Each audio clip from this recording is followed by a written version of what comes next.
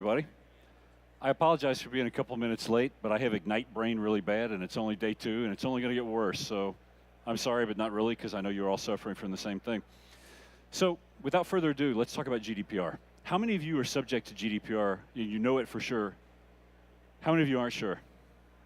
How many of you wish you'd never heard of GDPR? Right on. So what I want to talk about this morning is how you can win at GDPR.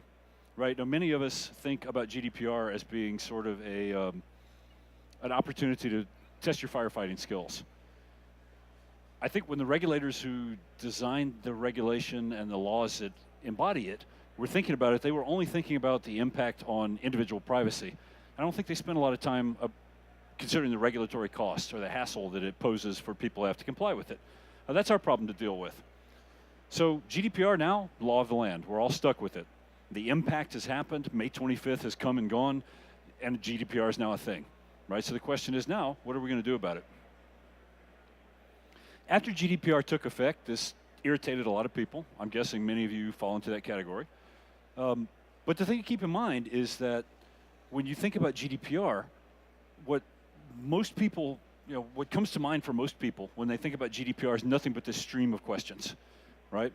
Do I have to do anything about GDPR? Do I have to comply? What does it mean to comply? If I'm complying, how do I know if I'm complying? What kind of trouble can I get in if I don't comply? These are all reasonable questions to have because the way GDPR has been presented in the media and the press and by vendors is like Armageddon, right? It's going to be a career-ending or a business-ending event, and the EU is going to fine you tens of millions of euro, and everybody's going to hate you, right? I'm exaggerating slightly, but only slightly. So even if you think about GDPR, from a standpoint of the simplest possible interpretation, let's put it like this. We're not going to talk about any of the really complicated questions, right? I've had customers come up to me and say, well, I have an office in Switzerland and this and that, and they get into these very detailed cases and they want to know if GDPR applies to them. That's not my purpose here, is to have those kinds of conversations. Judging by the show of hands at first, most of you already have a pretty good understanding of where you fall on the GDPR compliance spectrum. So assuming that you have to comply and assuming that you've already spent some time thinking about what that means, what I want to do is I want to focus on something that's a really easy win for you. And that's improving the way that you respond to a breach. I am not going to ask for a show of hands to see how many people know that they have been breached, right? But in private conversations, when I talk to customers, a surprising number of them know that at some point or another, somebody has done, they've been messing where they shouldn't have been messing, and some of their internal data got out, right? That happens. That's the world we live in. There are a lot of threats. There are a lot of bad actors who are all aggressively working to get your data. So if you think about what GDPR actually requires from a breach notification standpoint, what I want to focus on is how you can more quickly identify, scope, and respond to breaches. How many of you have an intrusion detection system on your network of some kind? Okay. How many of you have Windows Defender ATP or something equivalent that's scanning for malware and ransomware and things like that? Okay, those are the systems that are going to tell you when a breach is occurring, right? The trick is not knowing that you've been breached, it's in knowing how to handle it afterwards. So if you look at the list of companies and organizations that have been breached just over the last 12 to 18 months, there's some pretty recognizable names, right? My personal view is that if an organization like Home Depot has got a fantastic IT capability. They have very smart people, they have a lot of money, they do a lot of IT modernization and update work to try to stay, ahead of the technology curve. If somebody like that, or the UK National Health Service, or Maersk, if these multi-billion-dollar companies and organizations get breached, we're all in danger, right? So the question is not how do you keep from getting breached in the first place. The question is, what do you do about it afterwards? Now, it's really important to mention that a breach does not just mean the New York Times style or CNN style case where a hacker gets in and does something malicious to your network. Under the GDPR, a breach can be as simple as one of my coworkers left her mobile phone in the coffee shop this morning. And when she went back to go get it, it wasn't there. As far as the GDPR is concerned, that's a breach. If you have a device that has personally identifiable data about your customers or your employees, and it goes out of your control and you can't prove chain of custody, GDPR considers that to be a breach event. You're thinking and ask yourself how often that happens in your organization, it can be a little scary. So let's talk about the life cycle for what breaches look like. So everything's going along normally, and then data gets out somehow. It might be stolen, it might be innocently compromised, somebody mails a file somewhere that it shouldn't be, they put a file up in Azure Blob Storage with a public URL. It doesn't matter how the breach occurs. Somehow it occurs, and you become aware of it. You detect the breach. Now, these three stages are all part of the normal cycle of life, right? The question then becomes, okay, what do you do about it after that? Well, you have to scope the breach. You have to understand what might have been breached, where it went, what data were exposed, because those are the questions you're going to have to answer for your national regulator, right? Then, this is a big enchilada. You have to do something to remediate the breach. So really, these three pieces right here are part of other parts of your IT management infrastructure.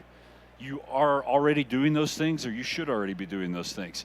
What most people are not doing from a GDPR perspective is maybe half of this breach detection bubble, and then figuring out how am I going to scope the breach so I know how to answer those regulators' questions.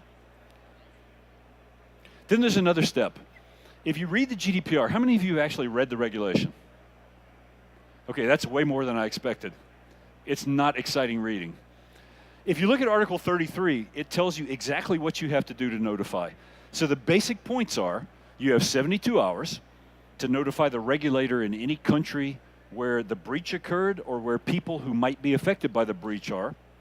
And then you have to tell them how many people are affected, what the likely effect is, and what you think happened. Okay, and if you read the regulation, there's some more specifics about exactly, the data items you have to give. But in general, you have to be able to tell people, here's what got lost, here's how the people are affected, and here's how many and who I think are affected. So think about that for a second. You have a very specific thing that you have to be able to tell people to make this work. So some questions you might be asking are, how will I know if I've been breached? Right? Well, Microsoft will tell you the answer is Windows Information Protection or Azure Information Protection. Okay, so fair enough. You have some way to know that you've been breached, but then you want to start determining what's the scope of the breach, what data items might have been affected, what files were lost in the breach, what was in those files, who had access to the files, when were they accessed, from where. How can I tell which customers or employees might have been affected? Well, that depends on what's in the file. And if you don't know what files or data were lost, you can't look to see what's in them, and you can't answer that question. And that's when the EU will come after you and ask you to start writing checks. So the big question is, how are you going to do all this within 72 hours? Right? That's really the killer. So what you need, let me see how I'm doing on time. Okay, good. I should have enough time for a quick demo. What you need is you need a tool that will let you look through the security and audit data for your environment and answer these questions by filtering and searching and sorting and getting to the timeline of data that you need quickly. Because you're going to be asked to answer these questions to the regulator's satisfaction very quickly. Right? 72 hours is not a lot of time, because one key point to remember, that's not 72 business hours. That's not 3 business days during the week. It is 72 clock hours. So if you have a breach that happens at, say, 6 p.m. on December 23rd, guess what? You better have that report to the regulator before Boxing Day, or that's cause to fine you. Now, I'm just going to ask for a very quick show of hands. How many of you believe that the EU Data Protection Agency or the national data protection agencies are actually looking for people to fine and looking for somebody to make an example of? I'm kind of in that camp, right? They haven't said anything publicly like that, but with a new regulation, anytime there's a new regulation, what do regulators want to do? They want to prove that that regulation was justified and that it was a good idea. How do you do that? You apply it to people. So we have not seen anybody be successfully, prosecuted is not the right word, successfully fined or punished under GDPR, but I can guarantee you those guys are looking. Now what I expect is probably going to happen, the GDPR contains a good faith defense. So if you can show that you're taking reasonable data security measures and that you made a reasonable effort to scope and identify the breach and to meet the notification deadline, it is less likely that they will fine you. They still have latitude to do that, but they also have some latitude to let you off the hook if it's obvious that you're trying. So what I'm going to do now, if I can get this machine to cooperate, how many of you have been pleased with the wireless and internet here at Ignite this year? Yeah, that's kind of what I thought you would say.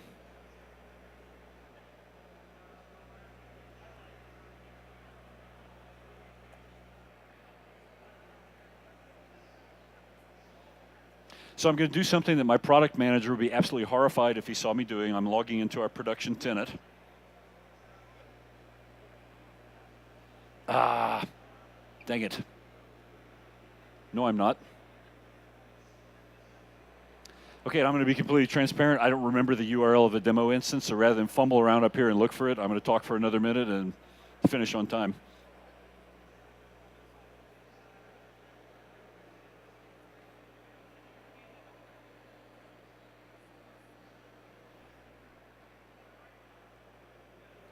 So let me talk a little bit about what you would have seen if I did the demo. One of the advantages of Radar is that we ingest all of the security and audit data from all the workloads in Office 365, as well as from Azure. So in a single comprehensive time-based timeline, you see every time somebody touched a file, every time somebody logged in or attempted to log in, where they logged in from, what they did after they were logged in. When there are Azure suspicious login events, you'll see those. When Azure flags a login as risky, you'll see that. So you'll see events in the timeline for things like impossible travel, where I log in Orlando and then 2 minutes later I log in New York City. Now, of course, you can explain that away with things like a VPN, but another way to explain that away is that those credentials that were used for that login have been compromised. And you need to be able to differentiate between those two. So you'll see in the timeline that you have a bunch of tools to say, I want to drill down and see all the things that Paul did between 11 and 11:45 on Tuesday. I want to see all the things that people based in Dublin did between this time period and this time period. It makes it very easy for you to quickly filter through all the, I won't say garbage, all of the noise in your audit logs, because there's going to be a lot of it, and pick out exactly the signal you need to understand what happened during your breach event. It's really critical because you're going to be expected to answer that question quickly by the regulators. Okay, so Radar is awesome. Every vendor, every partner presentation you've been to always concludes with them saying, yay, you should buy our product, right? Why should I be different? Radar is awesome. It's inexpensive, it's comprehensive. It tells you everything you need to know to be able to scope these breaches.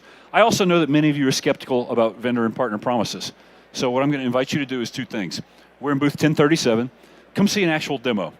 Let our guys walk you through it and show you what we can do in a real breach investigation scenario. Don't take my word for it. I might be the biggest liar on the planet as far as you know. The other thing is at 11:45, right after this session, we're doing our prize draw where you spin the tumbler and you pull out a little squeezy stress bull and use that to try to unlock the prize box. It's a lot of fun. There's usually a big line. If you leave right now, then you'll get there in time to beat the line. So thank you all for coming. Good luck with GDPR, and I'll stick around for questions if you have any.